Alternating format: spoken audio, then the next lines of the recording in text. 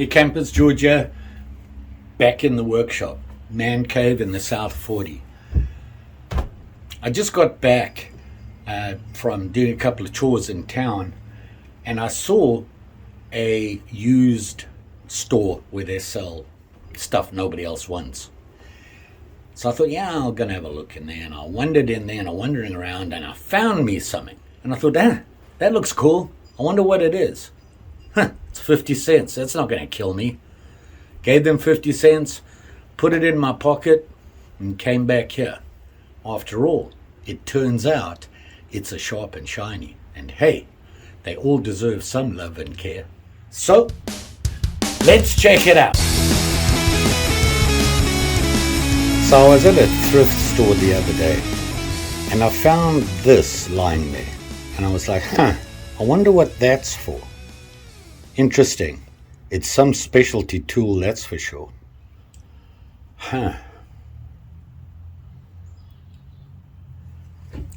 number there is upside down to the description on whatever this is. I wonder.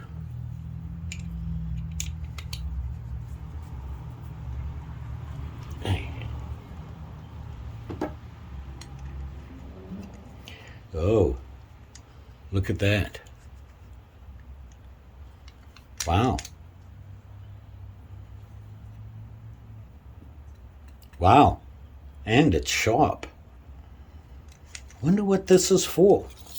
Hyde, Southbridge, Massachusetts. High speed. I wonder if this is... Oh, you know what? I wonder if this is for a lathe. You can do lathe work. I don't know. High speed. Pretty cool, whatever it is. Let's find out what it is. Better put it back safely.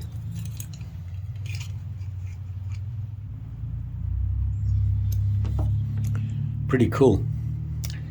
Cost me 50 cents. I wonder.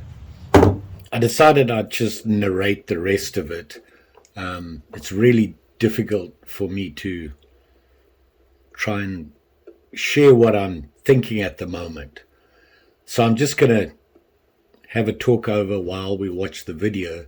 You can see here, I decided to pull it apart and see what it's all about and clean it up. I thought maybe I could use it. I went online and I found one on WorthPoint that said it's a vintage 1944 to 1960 Hyde BG 34 industrial mill knife. Now it says here with IP Hyde blade. I'm not sure that's the same blade. So it's a mill knife. Basically, they use it for like leather work, rubber, that sort of thing, coming off the rollers. They'll use it to cut it off or shape it or that sort of thing. So I decided to clean it up, like I said. So I started off by just getting some sandpaper and going through it and giving it a scrub. Now, I wanted to be careful. I didn't want to rub off the labels and that sort of thing. So you can see here I'm just working my way through, going along all the edges and hopefully clean it up. It's a long process. I do that all the time. I tend to do things the hard way. I like doing that by hand. I like to work with my hands. So I actually, while I'm doing this, my mind is everywhere. I'm thinking of other things and yeah. Anyway, here you can see I just gave it a good scrubbing and it cleans up the steel very well. Actually, I think it's aluminum, the metal. They talked about the wood in it, and I think if I remember properly, they said that it was I'm going to say a dark oak or something like that. No, a black walnut wood scales. I'm not sure if these are. It is a fairly dark wood, so it could very well be.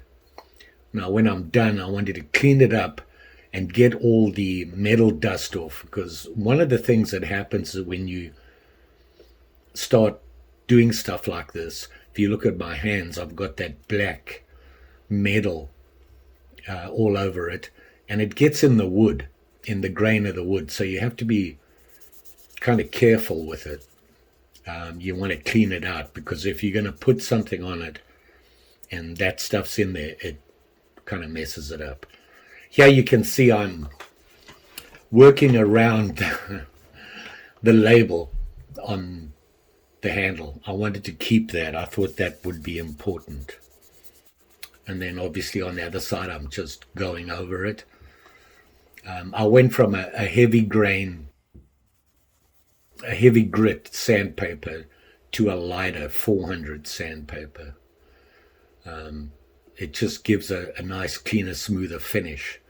I started with the rough stuff to get rid of all the bad stuff that's been building up over the years. Obviously, this is a fairly old tool. Like I said, it cost me 50 cents, and I thought, you know what, I could have some fun with it. And to be honest, I had no idea that that was a blade. I didn't try and open it or anything. It was just sticking out like this. And I thought, that's odd. I need to find out what it is. I knew it was some sort of a tool. And here you can see the hide markings on the blade. And I wanted to keep that as well. Decided I want to clean that steel. Now, this is surprisingly a very hard steel. You know, just with the sandpaper, as much as I rubbed it, it didn't really... It took off all the dirt and everything and cleaned it up. It didn't really get into the steel. I don't think I removed any steel off it. And then, of course, that blade. This blade was going to turn out to be a real challenge for me. As you know, my sharpening, not that great. I'm not very good at it. I try my hardest. I just never seem to get the edges that I've seen people get. And, you know, that's on a regular blade. This was you can see it's an unusual blade. Not only that, it was badly chipped and dented along the cutting edge. You saw me trying to cut the paper there, and it just wouldn't do anything there. So I decided I'm going to have to work on it, do something with the blade.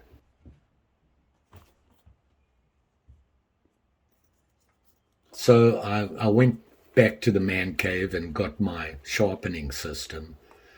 And it's basically a workshop sharpener, a bench sharpener. Love this. It's a great idea. It's one of those tilt sharpeners. And I had no idea how I was going to tackle this. I do have a hockey puck. You can see it here. And I use that on my hatchets and my, I have a camp axe. The problem is that shape of the blade. I couldn't, on a flat surface like that, sorry about that. I needed to wet that hockey puck, so the only thing around was my saliva. Ew. The shape of the blade was a real problem. Even on a flat surface like that, there's no way to get all the way along that curve. And I tried to, you can see I'm trying to go along the edge of the hockey puck to see if I can get the whole... I was really trying to get rid of the chips and everything out of there, and I wasn't being very successful, to be honest. It cleaned up a little bit, but there was still a lot of chips.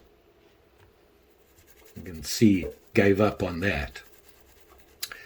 I do have a small set of very fine steel files that I used to use on a hobby that I used to do a lot. I don't do it anymore, but these fine files are pretty good. They're very small. And so what I decided to do was, you know what, just start again with the blade edge. And that is, get rid of the sharp edge on it, flatten it out, and start again. And, just basically I filed away all the chips and everything, got it to the shape I want, and decided to use the workshop. You can see the tilt on the plate there as you go. So it's a really good system because it follows a curve as you go by. You don't have to turn the blade. Because the way it tilts, it follows the curve of the blade, allegedly. It did most of it, but it's not a really smooth circle curve, if you know what I mean. It's not a true circle. It curves. It's an odd curve. So it took me a while to figure out how to get the full length of the cut on it. So I started off with a coarse plate, obviously, just to get the edge, and then went to fine and worked it actually for quite a long time. I don't show it because we'd be here until forever. Until I could figure out a fairly good way to get a full sharpening of the whole curve. And then I thought, you know what, let me strop it a little bit. Maybe that'll help clean up that edge. I had got rid of all the chips and everything. So, like I said, I'm not very good at this, but I can get a reasonable edge on it. And it was a clean edge. Here I'm going to test it on some paper. Horrible newspaper I had lying around, not the ideal thing, but you can see now it's actually cutting pretty well on that newspaper. It's a little crinkled and everything, the newspaper, so I couldn't do a long stroke on it. It would just curl over. And you can see I could do a bit of a curl on there. It did pretty good. I was pretty pleased with the result. For me, that's a win. So then it was a matter of just cleaning up the blade and making it look a lot better than it did before. I had no idea what I was going to do with this. I just, I like to fiddle with things, and I had this, thought I'd clean it up and have some fun with it and make it look nice again. After all, it is, it's a sharp and shiny. And if you bring a sharp and shiny to the cottage, it has a home. And we try to look after it. Well, Mary and I try. Mary watches and I do all the work.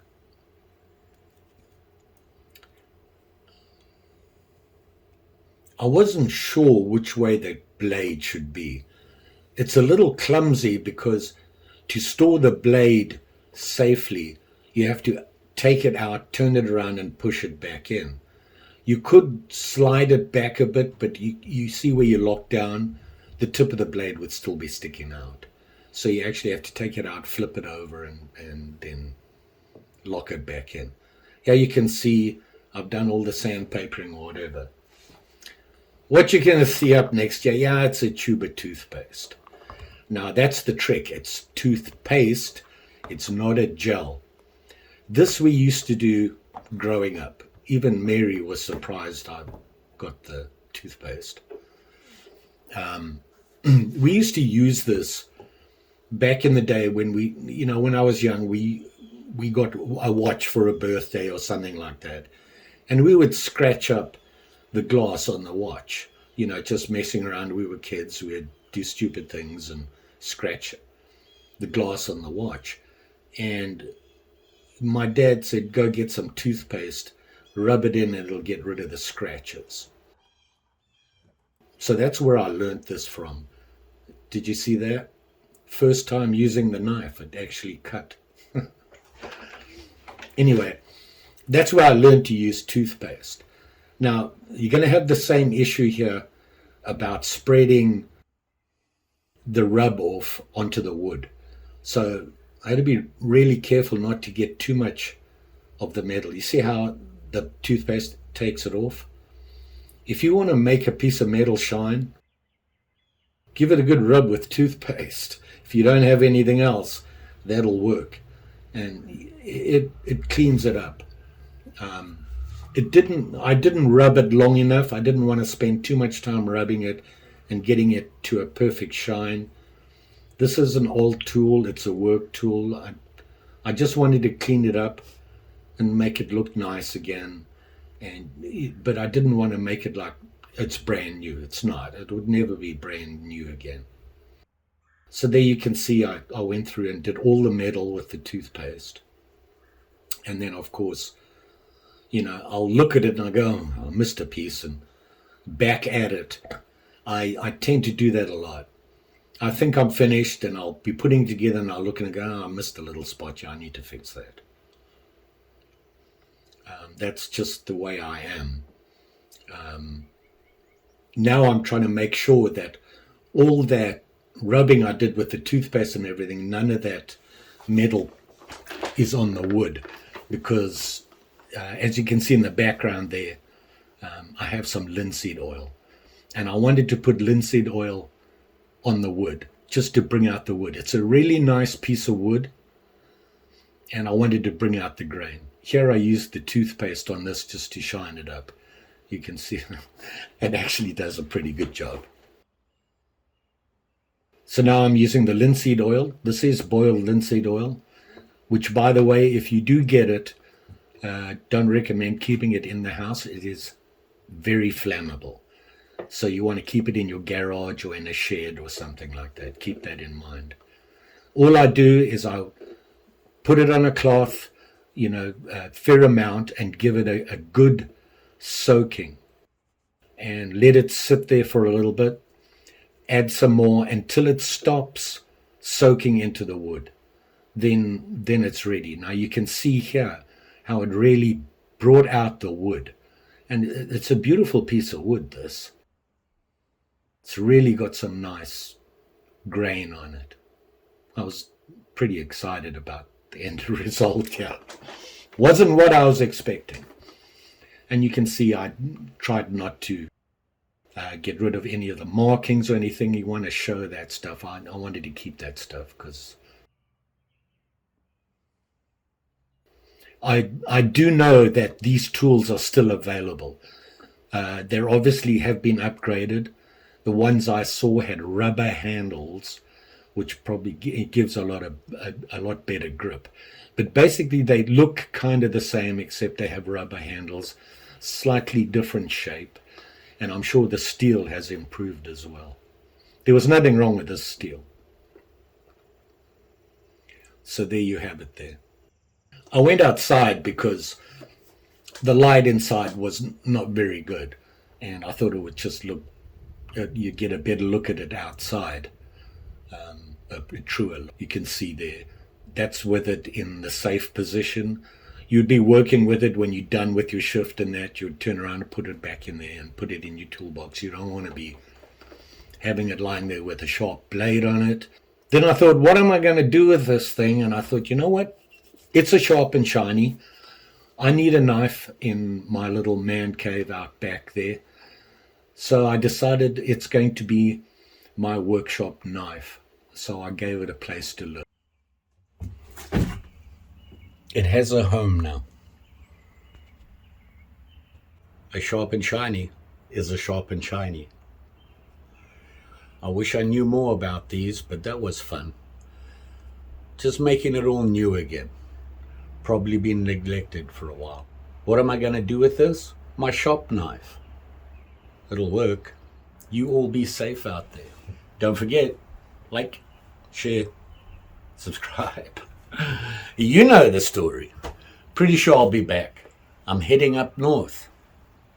Boundary waters for a couple of days. I'm sure I'll have a video for it. Just saying. Thanks for watching.